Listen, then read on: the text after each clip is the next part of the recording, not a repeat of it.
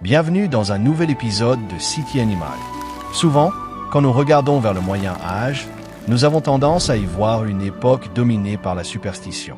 Mais si je vous disais que, pour l'homme médiéval, le monde naturel était un livre ouvert, écrit par le Créateur lui-même, où chaque créature portait un message caché. Aujourd'hui, nous allons analyser le pélican, une créature vénérée pendant des siècles dans les bestiaires pour une légende qui défiait la raison.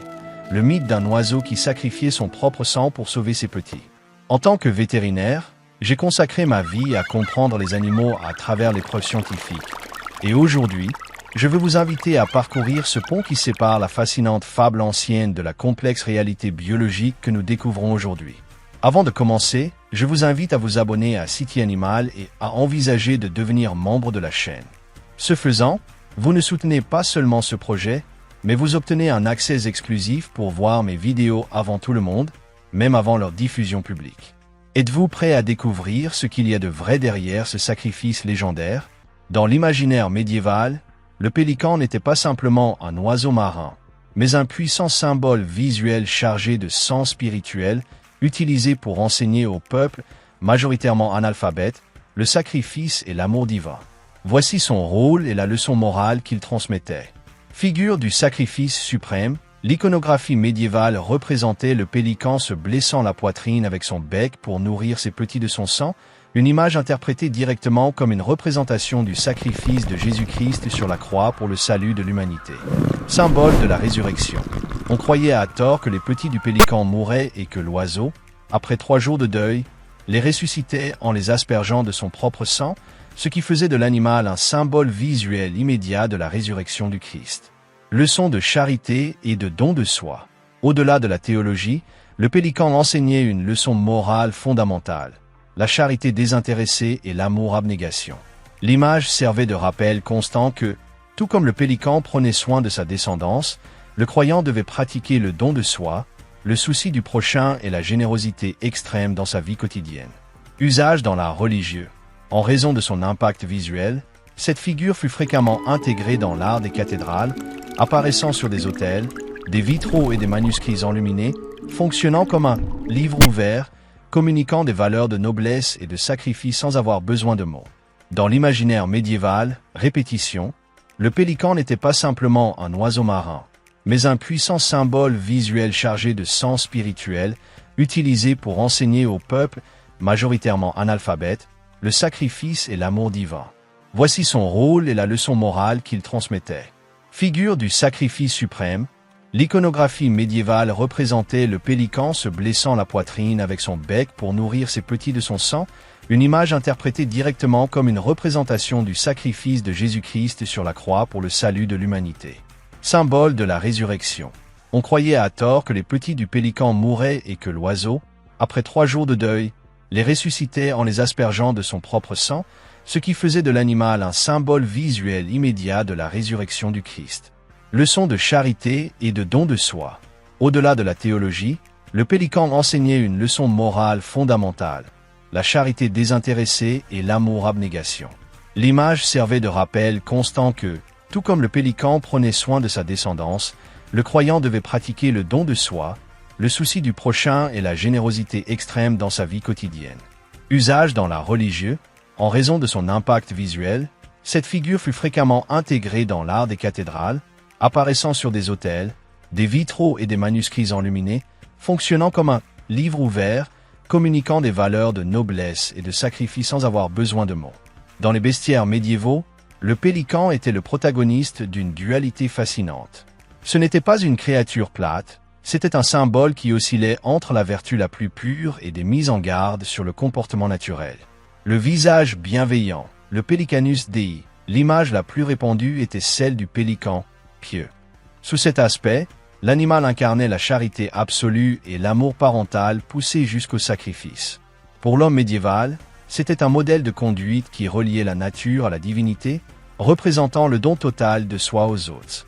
La face obscure et ambivalente. Cependant, tout n'était pas lumière dans les bestiaires. Dans certaines interprétations, en raison de la nature territoriale et agressive que les observateurs constataient parfois chez ces oiseaux, le pélican pouvait aussi symboliser l'autodestruction. Si le sacrifice n'était pas compris sous le prisme de la foi, il était interprété comme une violence démesurée, un avertissement sur la façon dont l'orgueil ou le manque de contrôle des instincts peuvent mener une créature à sa perte. L'esprit médiéval ne cherchait pas une classification biologique, mais une leçon morale. Il voyait dans le pélican un miroir. Nous pouvions être l'oiseau qui prend soin et donne la vie, ou la bête qui, sans guide, se laisse emporter par ses impulsions les plus destructrices. Maintenant, en tant que vétérinaire, il est temps de descendre de la chair et d'examiner la réalité à travers le prisme de l'éthologie. Que voyaient donc réellement les anciens observateurs? L'origine de la tache rouge, de nombreuses espèces de pélicans, comme le pélican frisé, présentent pendant la saison de reproduction une coloration rougeâtre ou jaunâtre très intense sur la peau de la gorge et de la poitrine. En observant cela de loin, ou sous l'influence des croyances religieuses, il était facile d'interpréter cette tache naturelle comme une blessure saignante. La technique d'alimentation. Les pélicans nourrissent leurs oisillons en régurgitant du poisson partiellement digéré depuis leur poche gulaire. Pour que les oisillons puissent en extraire la nourriture, ils pressent souvent leur bec contre la poitrine de l'adulte, ce qui, de loin, peut ressembler à un acte de piquage destiné à extraire du sang. La réalité biologique, ce que les moines médiévaux appelaient sacrifice, est en réalité un comportement d'élevage extrêmement efficace et nécessaire à la survie de l'espèce. Il n'y a pas d'automutilation, mais une évolution étonnante qui garantit que les petits reçoivent des nutriments prédigérés. Ce que le Moyen Âge a interprété comme un acte de martyre divin, nous le comprenons aujourd'hui comme une stratégie de survie parfaitement adaptée à son environnement. La nature n'a pas besoin de miracles pour être extraordinaire. Sa biologie est, par elle-même, une leçon de maîtrise évolutive. Maintenant, en tant que vétérinaire, répétition, il est temps de descendre de la chair et d'examiner la réalité à travers le prisme de l'éthologie. Que voyaient donc réellement les anciens observateurs?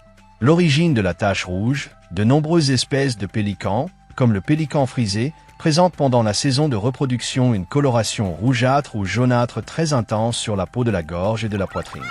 En observant cela de loin, ou sous l'influence des croyances religieuses, il était facile d'interpréter cette tache naturelle comme une blessure saignante. La technique d'alimentation. Les pélicans nourrissent leurs oisillons en régurgitant du poisson partiellement digéré depuis leur poche gulaire. Pour que les oisillons puissent en extraire la nourriture, ils pressent souvent leur bec contre la poitrine de l'adulte, ce qui, de loin, peut ressembler à un acte de piquage destiné à extraire du sang. La réalité biologique, ce que les moines médiévaux appelaient sacrifice, est en réalité un comportement d'élevage extrêmement efficace et nécessaire à la survie de l'espèce. Il n'y a pas d'automutilation, mais une évolution étonnante qui garantit que les petits reçoivent des nutriments prédigérés. Ce que le Moyen Âge a interprété comme un acte de martyre divin, nous le comprenons aujourd'hui comme une stratégie de survie parfaitement adaptée à son environnement. La nature n'a pas besoin de miracles pour être extraordinaire. Sa biologie est, par elle-même, une leçon de maîtrise évolutive. Le Moyen Âge nous a laissé un héritage visuel incroyable, rempli d'histoires qui donnaient du sens à un monde inconnu. Bien qu'aujourd'hui la science nous permette de voir bien au-delà de la fable et de comprendre la véritable génie biologique de ces oiseaux, le pouvoir de leurs symboles reste vivant dans notre culture. Les mythes médiévaux furent notre première tentative de connexion avec la nature, un pont vers la connaissance que nous perfectionnons chaque jour, grâce à l'observation et à la science. Si ce voyage entre le passé et la biologie vous a plu, n'oubliez pas de vous abonner à City Animal. Et si vous souhaitez soutenir ce contenu, et de plus, voir mes prochains documentaires avant tout le monde, je vous invite à devenir membre de la chaîne dès aujourd'hui. Vous aurez un accès exclusif aux nouveautés avant le grand public. Merci de m'avoir accompagné dans cette analyse, et rendez-vous dans la prochaine vidéo.